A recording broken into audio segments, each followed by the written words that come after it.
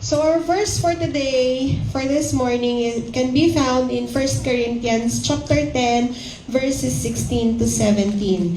Sabi po dito, "Is not the cup of thanksgiving for which we give thanks a participation in the blood of Christ? And is not the bread that we break a participation in the body of Christ? Because there is one loaf, for we all share the one loaf."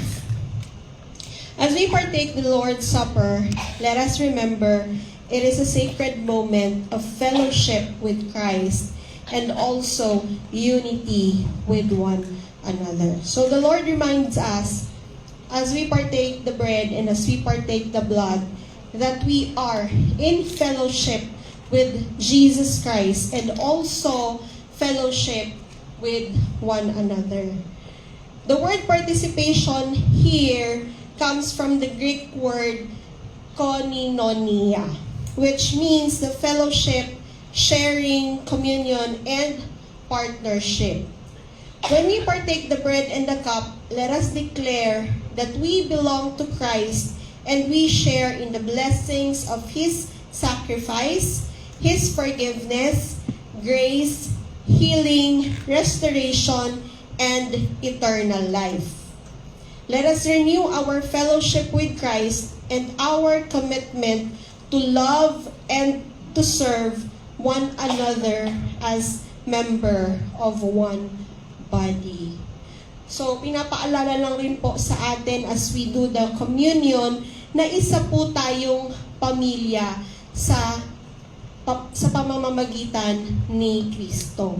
We are one family and we should love one another, serving one another in unity. So, let us partake this bread and let us partake this blood. And as we partake it, let us remember our brothers and sisters in Christ who needs healing.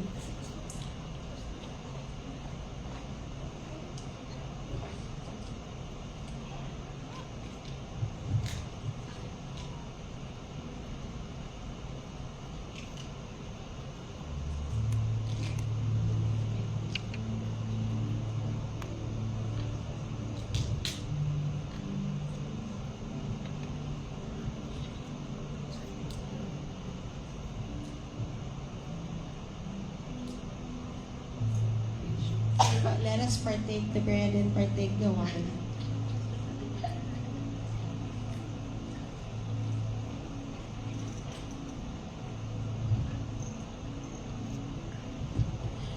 Heavenly Father, Lord God, we thank you for the bread and for the wine that we partake, Lord. And as we remember, Lord God, our fellowship with you and our fellowship with one another, Lord. Panginoon, inaalala rin po namin sa pag-take ng communion ang aming mga kapatiran who needs healing, Lord God. Pastor Mar Logronio, Pastora Celia Rito, Brother Romeo Oigo, and Brother Rudy Esperas, Lord. Salamat po, Panginoon, as we partake the bread and the wine, O Lord God. We remember, Lord, your manifestation power, Lord God, be upon them, Lord God. Healing be upon them, O Lord. And sa lahat po ng mga nangangailangan ng kagalingan, Lord God, we pray, Father, Lord God, that we are perfectly and we are healed, Lord God. We are whole, O Lord God. Salamat din po, Panginoon, Lord God, but by the power of the blood of Jesus, we are cleansed, we are restored, Lord God. We are renewed, O Father God. Lord, maraming salamat po, Panginoon, that as we continue to partake this bread and wine, Lord God, we receive all the blessings and the benefits of the Holy Communion. In the mighty name of Jesus Christ we pray. Amen.